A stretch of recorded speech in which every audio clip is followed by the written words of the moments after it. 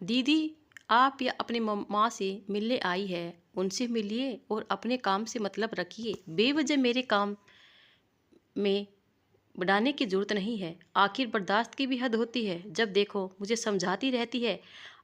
मैं भी आपकी ही उम्र की हूँ, मुझ में भी आपकी जितनी समझ है।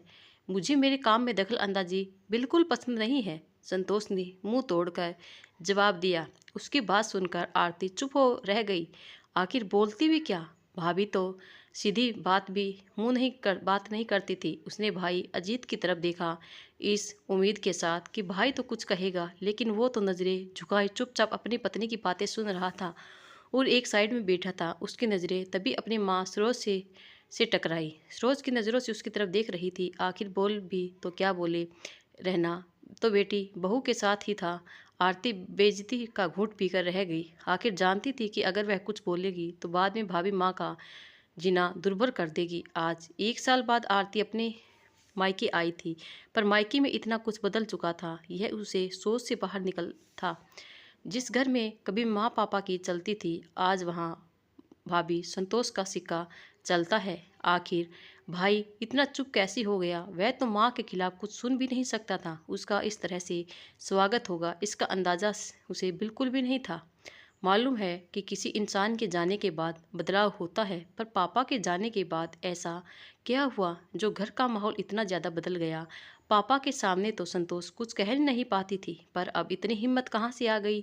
संतोष और अजीत की शादी 3 साल पहले हुई थी। अजीत की शादी के लिए 4 महीने बाद ही आरती की भी शादी मोनू के साथ कर दी गई और वह विदा होकर अपने ससुराल चली गई। घर में सब कुछ ही तो था। जब भी आरती ससुराल से आई थी तो उसका स्वागत बड़े अच्छे से होता था और माँ और भाभी उसकी मनपसंद चीज़ें बनाकर रखती थी।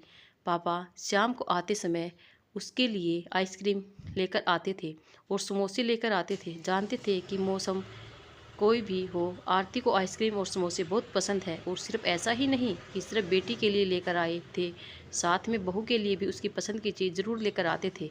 लेकिन पिछले साल पापा के अचानक हार्ट अटैक से मौत हो गई। उसके बाद आरती सिर्फ एक बार मायके आई थी। उसके बाद अब वह आई है क्योंकि प्रेगनेंसी में कॉम्प्लिकेशन होने के कारण डॉक्टर ने सफ़र करने के लिए मना किया था, तो ससुराल वालों ने उसे घर पर नहीं भेजा था। आज अपने 3 महीने की बेटी के साथ यहाँ आई थी, पर यहाँ का तो माहौल पूरा ही बदल चुका था।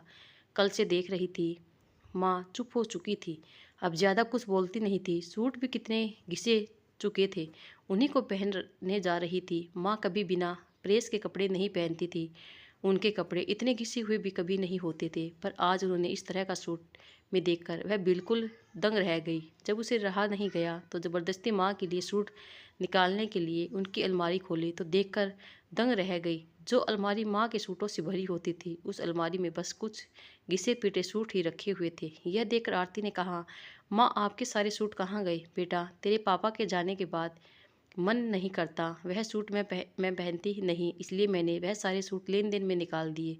पर उसमें तो कोई सूट पहना हुआ नहीं था माँ। हाँ, मैं फिर भी निकाल कर दे दिए। उनके आगे आरती कुछ कह नहीं पाई। खैर, शाम कुछ की सहेली ने उसे खाने पर को बुलाया, जो पड़ोस में ही रही रहती थी, तो अपनी बेटी के साथ उनके घर गई थी। माँ से खूब कहा था, पर वह घर पर ही रुक गई। लेकिन जब लौट कर आई तब माँ खाना खा रही थी। माँ की थाली में सूखी रोटी और थोड़ी सी आलू की सब्जी देखकर वह हैरान रह गई। जहाँ तक उसे याद था, शाम को जब वो गई थी तब भाई पनीर लेकर आया था, मतलब भाभी ने पनीर की सब्जी बनाई थी। फिर माँ को सिर्फ की सब्जी रोटी क्यों? उसने माँ से पूछा। आप सिर्फ आलू और सूखी रोटी खा रही हो, पनीर क्यों नहीं लिया? आपको तो बहुत पसंद था ना पनीर। आजकल यह सब खाने का मेरा मन नहीं करता। सादा खाना खाने से सादे विचार रहते हैं। पर अब तो यह बातें आरती के गले से नहीं उतर रही थी। कुछ ना कुछ तो गलत था। माँ बताना नहीं चाह रही थी, पर घर का माहौल जिस तरह से बदला था वह उम्मीद से परे था। लेकिन यह बात उसे जल्द ही समझ में आ गई। जब रात को भाभी अपनी माँ से बात कर रही थी तो उसकी बातें आरती ने सुन ली। अरे क्या बताऊँ माँ, नंद घर पर आई हुई है, या जल्दी से जाए तो मेरा पीछा छूटे। आज अपनी माँ से पूछ रही थी कि पनीर की सब्जी क्यों नहीं ली।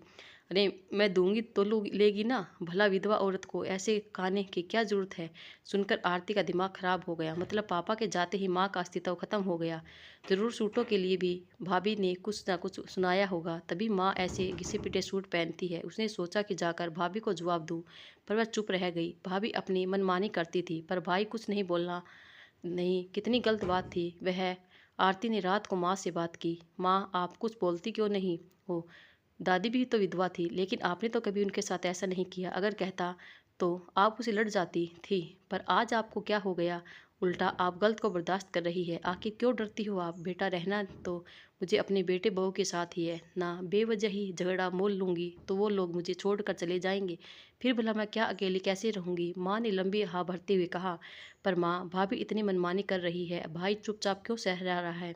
भाई उनको जवाब क्यों नहीं देता? पहले शुरू शुरू में जवाब देता था, पर हर रोज़ लड़ाई करती थी। जीना दुर्भर कर रखा था उसने तो अपने। मैंने उसको चुप रहने के लिए कह दिया। कम से कम वो तो चैन से रहे। मैंने तो उम्र काट ली है, अब बाकी बचे हुए दिन जैसे तैसे निकल जाएंगे। 1 मिनट माँ, आपकी उम्र अभी सिर्फ 50 साल है। वक्त का कोई पता नहीं, कम से कम स्वाभिमान के साथ तो जिए। आप कब तक ये बर्दाश्त करोगी? घर आपका, स्वाभिमान आपका, हम बच्चे भी आपके, लेकिन हुक्म भाभी चला रही है, ये तो गलत है। तू छोड़ ये सब बातें, जो सो हो रहा है होने दे। फिर तेरी बेटी अगर उठ गई तो तुझे परेशान करेगी, कहकर माँ ने बात पलट दी और दूसरी तरफ मुंह करके सो गई। लेकिन दूसरे दिन सुबह नाश्ते के लिए भाभी ने समोसे मंगा लिए। सबको समोसे दे दिए, लेकिन सिर्फ माँ को नहीं दिए। यह देखकर आरती ने कहा, भाभी मेरा बच्चा तो अभी 3 महीने का है, मैं समोसे कैसे खाऊंगी? लेकिन आप माँ को भी तो समोसे दे दो। तब भाभी ने तुनकते हुए कहा, माँ जी ये सब नहीं खाती है। भाभी आप खिलाओगे तो माँ खाएगी ना। आपने माँ को दिया ही नहीं तो कैसे खाएगी? कहकर आरती ने अपनी प्लेट माँ को दे दी। मैं अपने लिए खिचड़ी बनाकर ले आती हूँ, कहकर आरती रसोई की तरफ जाने लगी तो संतोष बीच में बोली, आपकी खिचड़ी खानी है तो खाइए, शौक से खाइए, पर माँ जी समोसे नहीं खा सकती। क्यों? कौन से शास्त्र में लिखा है कि विधवा औरत को सादा खाना ही खाना चाहिए? बस इतना कहना था कि संतोष ने आरती को सारी बातें सुना दी। अपने भाई और माँ को चुपचाप सुनते देखकर आरती की आंखों में आंसू आ गए। संतोष का पेट तो उससे ही नहीं भरा। अपने हाथों को नचाते हुए बोली, आपको आना है तो इस घर में तो शांतिपूर्वक के लिए, बेवजह मेरे काम में दखल अंदाजी करने की जरूरत नहीं है। अगर इतना ही शौक है अपनी माँ को खिलाने पिलाने उड़ाने पहनाने का तो अपने साथ ही ले जाइए, पर हमें बख्श दो। यूँ ही सब कहना और करना है तो आइंदा इस घर में आने की ज़रूरत नहीं है, और ना ही मुझे सिखाने की ज़रूरत है कि मुझे अपनी सास को कैसे रखना है। संतोष की बात सुनकर आरती को गुस्सा आ गया।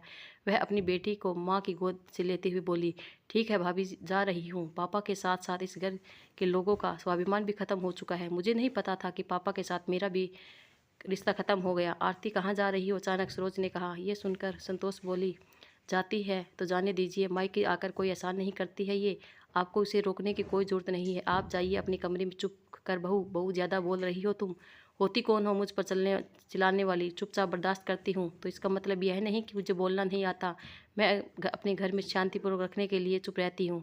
खबरदार जो मेरी बेटी को कुछ भी कहा तो आज तो बेटी को देखकर बेटी जुबान खुल गई। सारी जिम्मेदारी हम निभाई और यहाँ बेटी के लिए जुबान खुल रही है। भूलिए मत, आप हमारे साथ रहती हो। संतोष ने बेशर्मी से कहा, नहीं भूली हूँ, मैं कुछ भी नहीं भूली हूँ। पर बहू, पर तू तो भूल गई, यह घर मेरा है और मैं तुम्हारे साथ, तुम मेरे साथ रहती हो। चाहे तो आज तुम्हें घर से निकाल सकती हूँ। अच्छा, तो फिर रहेगी किसके साथ बताओ? मुझे फ़ौरन उठाएगी? आपकी जिम्मेदारी, मेरी जिम्मेदारी खुद उठा सकती हूँ। मुझे तेरी ज़रूरत नहीं है। अपने स्वाभिमान को मार कर मैं बहुत ही जी लिया। मुझे जाना है तो तू शौक से जा सकती है, सरोज ने कहा। तो संतोष अजीत से बोली, आप खड़े खड़े क्या सुन रहे हो? अपनी माँ को समझाते क्यों नहीं कि अपनी बहू से पंगा लेना उन्हें भारी पड़ सकता है? मैं क्या समझाऊँ? जब मैं तुम्हें नहीं समझा पाया तो अपनी माँ को क्या समझाऊँ? वैसे माँ सही कह रही है, वह आज हमें इस घर से निकाल सकती है। उनके पास इसका पूरा हक है। कानूनी है, हमें अपने घर से निकाल सकती है और कल को प्रॉपर्टी अपनी बेटी के नाम भी कर सकती है। अब यह तुम प्रतिदिन करता चाहती हो कि तुम्हें किराए के घर में रहना है या नहीं। मैंने तुम्हें दोनों ऑप्शन दे दिए, अब तुम देख लो कि पंगा लेना किसको भारी पड़ेगा। कहती हुई अजीत ने भी हाथ खड़े कर दिए। इनके आगे संतोष कुछ कह नहीं पाई। आखिर अजीत सही तो कह रहा था, प्रॉपर्टी हाथ से चली जाएगी तो बचेगा क्या? प्रॉपर्टी के लालच में ही सही उसने चुप रहना ही ठीक समझा। दोस्तों, माँ बाप की सेवा बुढ़ापे में नहीं करेंगे तो कौन करेगा? कल को हमें भी बूढ़ा होना है। आपको जानकारी कैसी लगी कमेंट करके जरूर बताना और हमारे चैनल को लाइक और सब्सक्राइब जरूर करना। धन्यवाद।